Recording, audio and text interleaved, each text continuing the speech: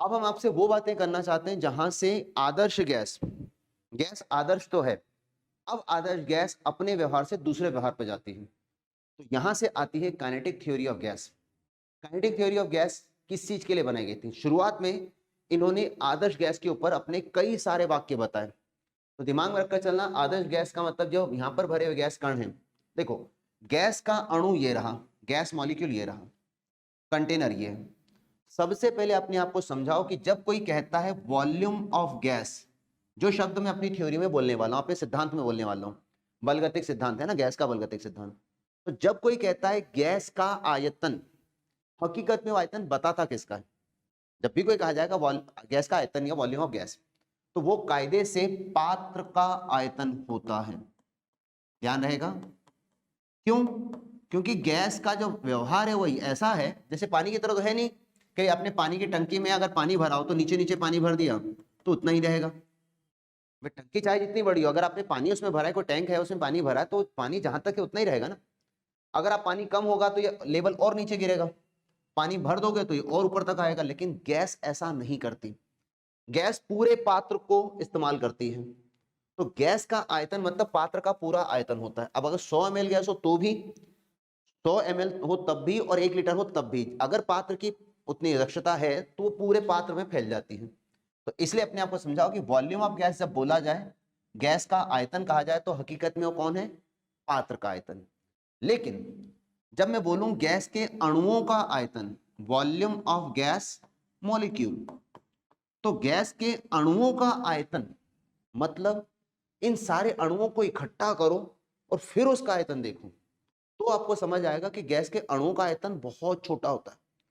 वरना सोच के देखो ना कि 100 ml का परफ्यूम का डब्बा लाए और बड़े से कमरे में लाके आपने ऐसे उसके बटन दबा के उसकी परफ्यूम फैला दी, पूरे कमरे में महक कैसे आ सकती है? जब 100 ml गैस है और कमरा तो लाखों लीटर का होता है।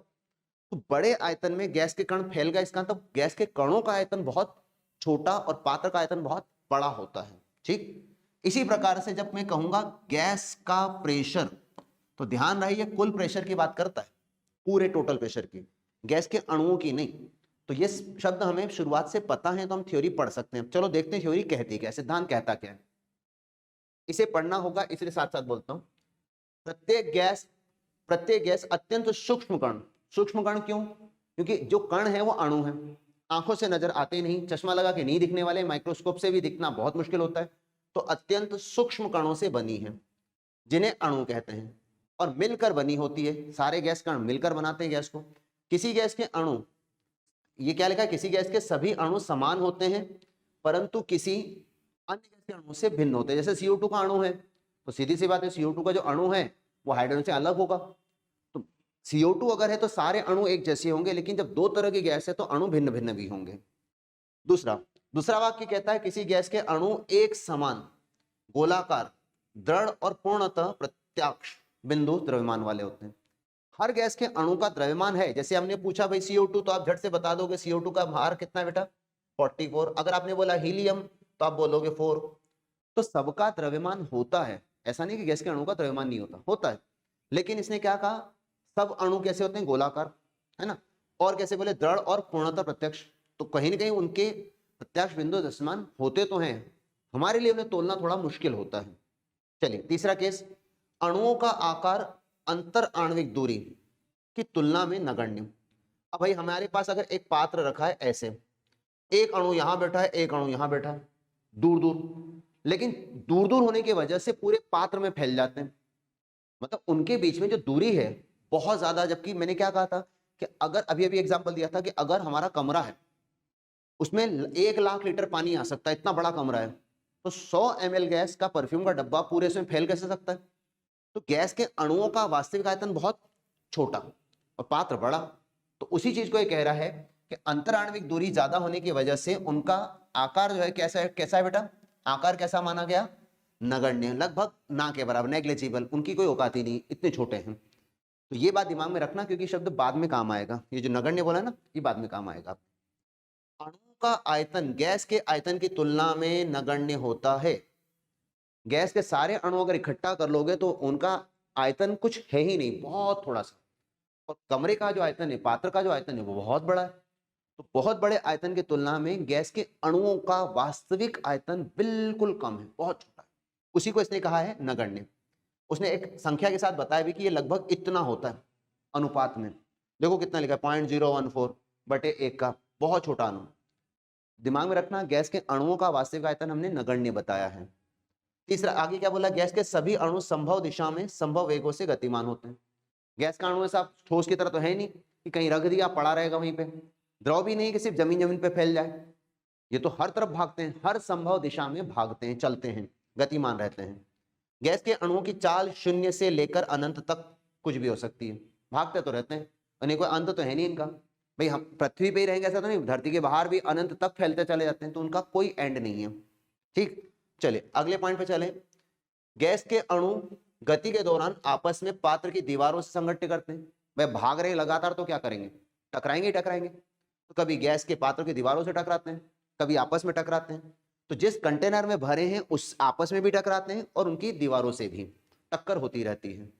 ठीक, संघट्ट में लगा समय दो क्रमागत संघट्टों में लगे समय की तुलना में बहुत कम होता है।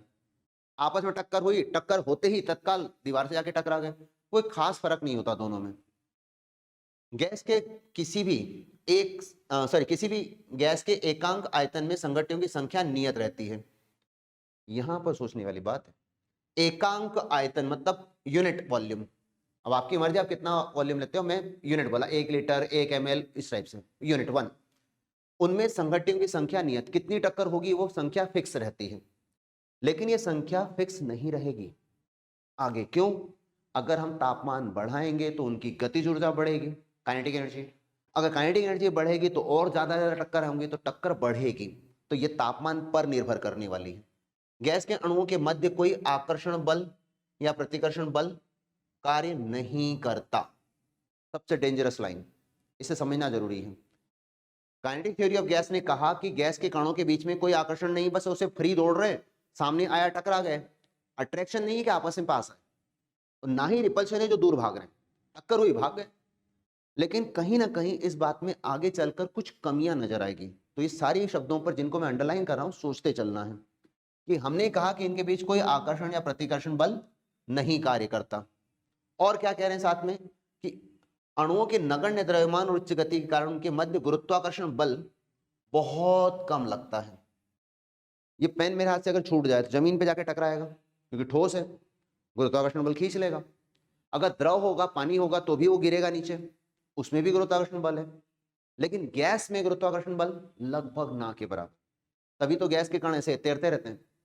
लेकिन नगण्य शब्द पकड़ो जरा, अगर गैस के कणों पर गुरुत्वाकर्षण है ही नहीं, ग्रेविटी है ही नहीं, तो फिर आज हम सांस धरती पे ले रहे हैं, कल सांस लेने के लिए चंद्रमा पे चलेंगे, फिर अगले मंगल ग्रह पे चलेंगे, फिर बुध पे चलेंगे, उसके बाद हम बचेंगे ही नहीं।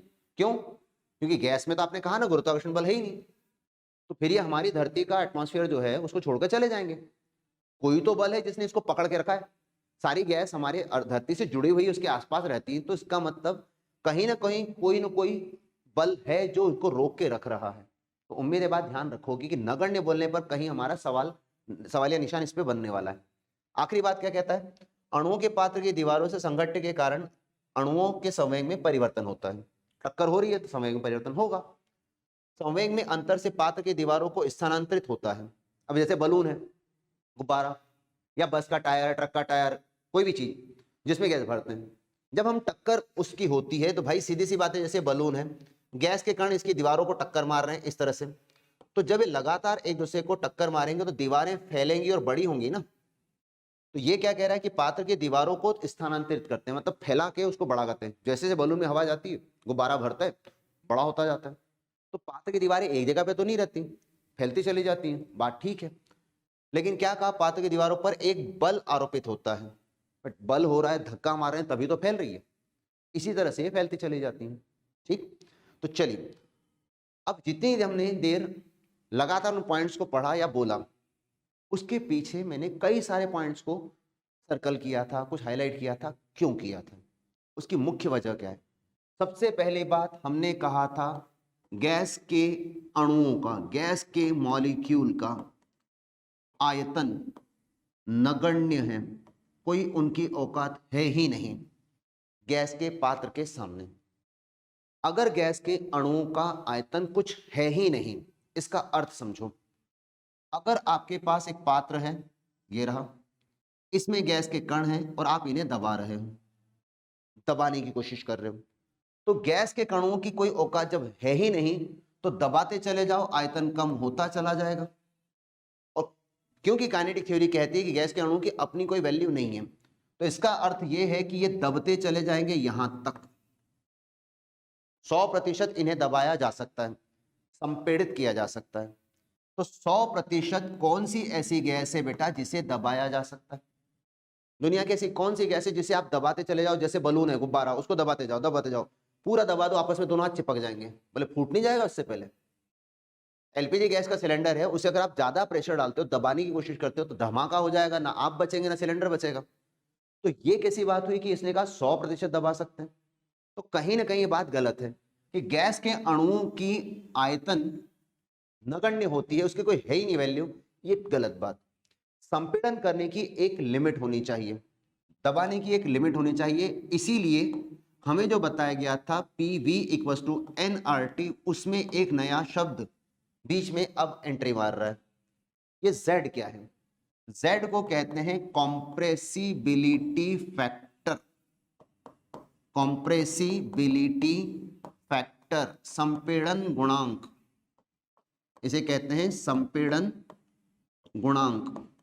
ये बताता है कि किसी गैस को कितना दबाया जा सकता है, कितना उसे डोमिनेट किया जा सकता है, सप्रेस किया जा सकता है। अगर आप कहते हैं Z = 1, इसका मतलब हम बात कर रहे हैं आइडियल गैस की। आइडियल गैस को 100% दबा दो, कोई विरोध नहीं करने वाला, कोई अपोज नहीं होने वाला।